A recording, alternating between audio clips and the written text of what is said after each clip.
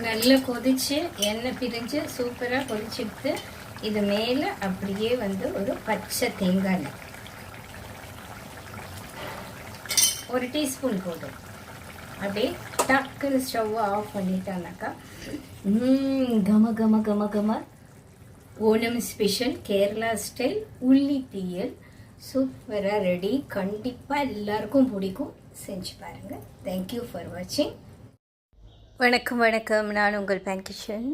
இன்றைக்கி சூப்பரான உள்ளி தீயல் தான் பண்ண போகிறோம். கேரளா ஸ்டைல் ஓணம் ஸ்பெஷல் உள்ளி தீயல். உள்ளினாலே சின்ன வெங்காயத்துக்கு பேர் உள்ளி. அது உள்ளி தீயல் கிட்டத்தட்ட நம்மளோட வத்த குழம்பு மாதிரி தான். ஆனால் சில இன்க்ரீடியன்ட்ஸு அந்த எண்ணெய் எல்லாமே வந்து மாறுபடும். பேசிக்கலாக வந்து புளி டிஷ் இது, அவ்வளோதான். இதுக்கு வந்து ஒரு மசாலா ஒன்று வறுத்து அரைச்சி வச்சுக்கணும். என்னென்னு பார்த்தாக்கா கொஞ்சம் மிளகாய். இது வந்து காரத்துக்கு ஏற்ப போட்டுக்கோங்க. ரொம்ப மிளகும் வேண்டாம், ரொம்ப மிளகாயும் வேண்டாம். ஏன்னா நம்ம மிளகாய் பொடி வேறு நம்ம சேர்க்க போகிறோம். இதை வந்து தேங்காய் எண்ணெய் தான் இதுக்கு. இந்த டிஷ்ஷுக்கு எண்ணெய் எது எடுத்துக்கணும் அப்படின்னாக்கா தேங்காய் எண்ணெய் தான். அதில் நல்லா வறுத்து வச்சுக்கணும். அப்புறம் 2 டீஸ்பூன், நான் வந்து ஒரு 3 பேருக்கு பண்ணுறேன், அதனால் நான் 2 டீஸ்பூன் எடுத்துகிட்ருக்கிறேன். மிளகு வந்து 1 டீஸ்பூன் எடுத்துக்கிட்டுருக்கிறேன். 2 மிளகாய் எடுத்துக்கிட்டுருக்கிறேன் காரத்துக்கு ஏற்ப. இதையும் நல்லா அந்த தேங்காய் எண்ணெயிலேயே வறுத்து எடுத்துக்கணும். கட்டி பெருங்காயமாக இருந்ததுனாக்கா கொஞ்சமாக எடுத்து இப்போ இதோட அந்த எண்ணெயிலேயே சேர்த்து எடுத்துக்கலாம். பொடி பெருங்காயமாக இருந்தால் தாளிக்கும் பொழுது நம்ம போட்டுக்கலாம்.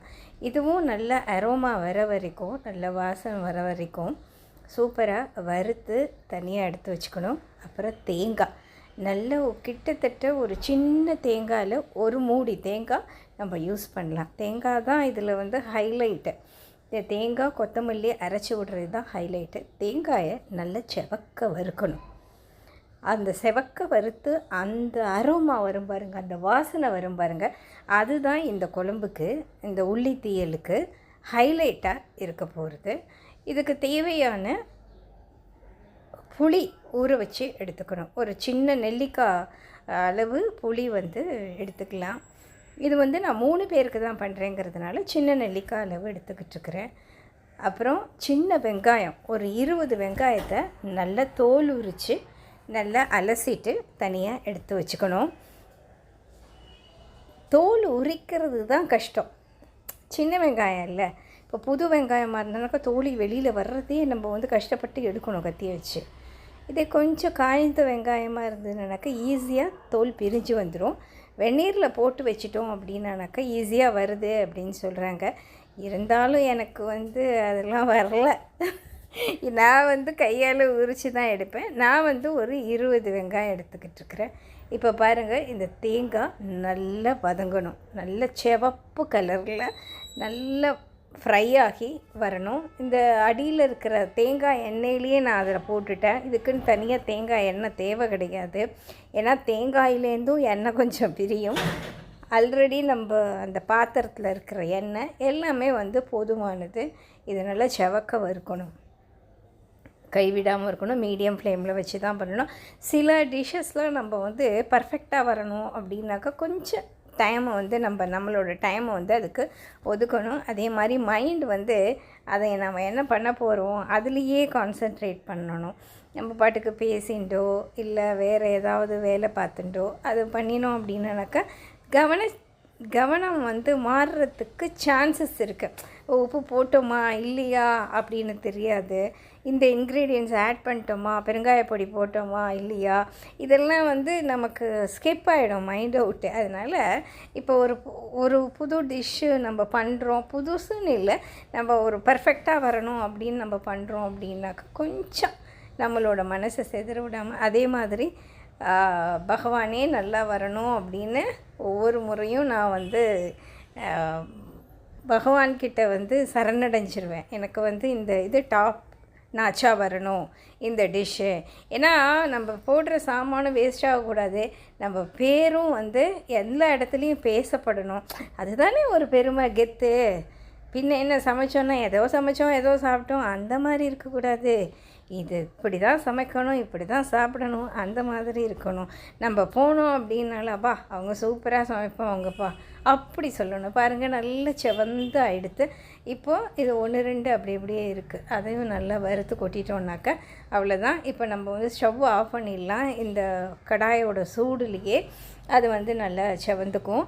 இதை நல்லா ஆற வச்சு நல்லா மையாக அரைச்சி எடுத்துன்னு வரணும். இங்கே வந்து ஒரு எலுமிச்சைப்பழ சைஸுக்கு புளியை வந்து நான் வெந்நீரில் ஊற போட்டு வச்சுருக்கேன். 20 வெங்காயம் சின்ன வெங்காயத்தை உரித்து தண்ணியில் போட்டு வச்சுருக்கேன். எதுக்காக தண்ணியில் போட்டோம் அப்படின்னாக்கா சம்டைம்ஸ் வந்து இந்த மாய்ஸ்சர்னால் அந்த மேலே வந்து ஒரு கருப்பு கருப்பாக வரும். அப்போ தூக்கி போட்டுடணுமானா தூக்கியெல்லாம் போட வேண்டாம்.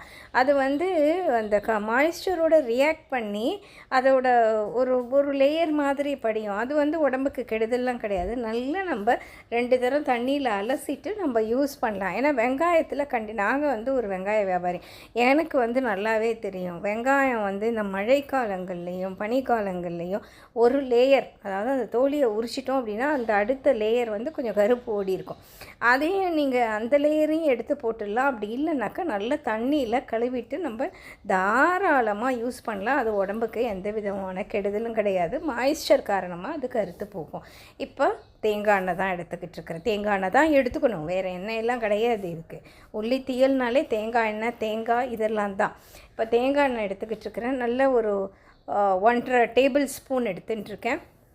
ஏன்னா வதக்க போகிறோம், வெங்காயத்தெல்லாம் வதக்க போகிறோம்.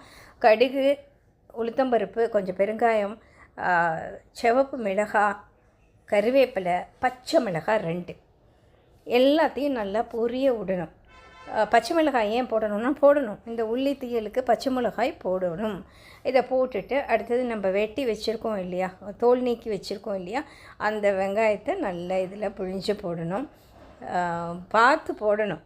ஏன்னா இது தண்ணிக்குள்ளே இருக்கிற வெங்காயம் கையில் சட்டக்குன்னு சுட எண்ணெய் இருக்கும், சட்டியும் சூடு. அப்போ கையில்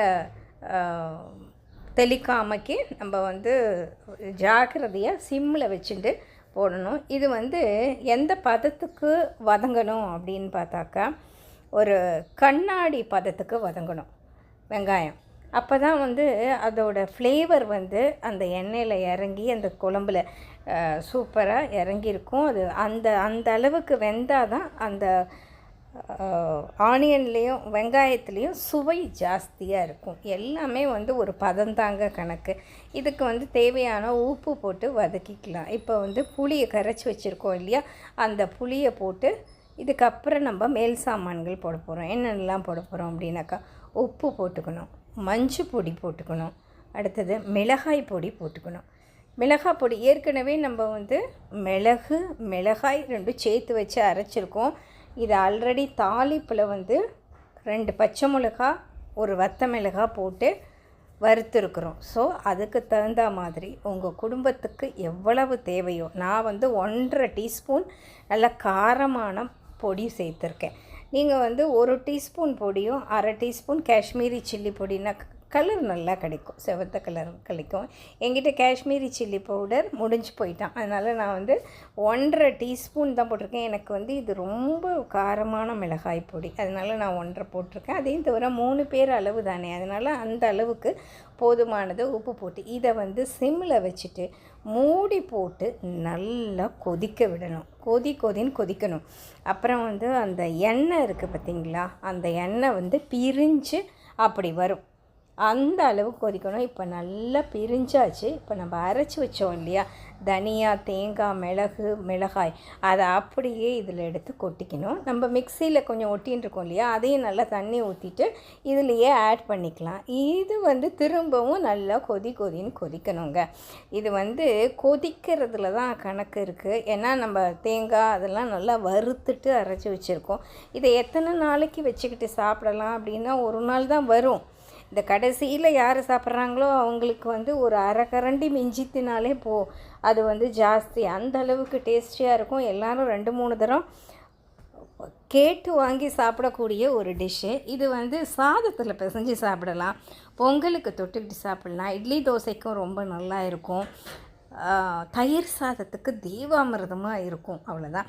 நமக்கு தேவை, நாளைக்கும் தேவை அப்படின்னாக்கா நான் கொஞ்சம் கூட பண்ணி எடுத்து வச்சு ஏர்டைட் கண்டெய்னரில் வச்சு ஃப்ரிட்ஜுக்குள்ளே வச்சா மட்டும்தான் நல்லாயிருக்கும். இல்லாட்டி மறுநாளைக்கெலாம் வந்து நான் கேரண்டியே கிடையாது.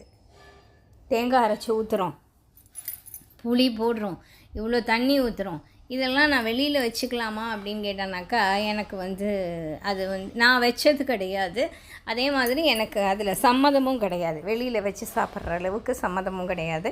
அப்படி வேணும் அப்படின்னாக்கா நம்ம வந்து ஃப்ரிட்ஜுக்குள்ளே வச்சுக்கிட்டு மறுநாளைக்கு எடுத்து சாப்பிட்டுக்கலாம். இப்போ ட்ராவல்லாம் போகிறோம் அப்படின்னாக்கா, இதை பண்ணிட்டோம் அப்படின்னாக்கா அந்த மாதிரி எடுத்து வச்சுட்டு நம்ம கிளம்புற டயத்துக்கு அந்த பாட்டில் எடுத்துகிட்டு நம்ம போய்க்கலாம். இப்போ கடைசியாக என்ன சேர்க்க போகிறேன், புளி சேர்த்தாலே வெல்லம் சேர்ப்போம் இல்லையா?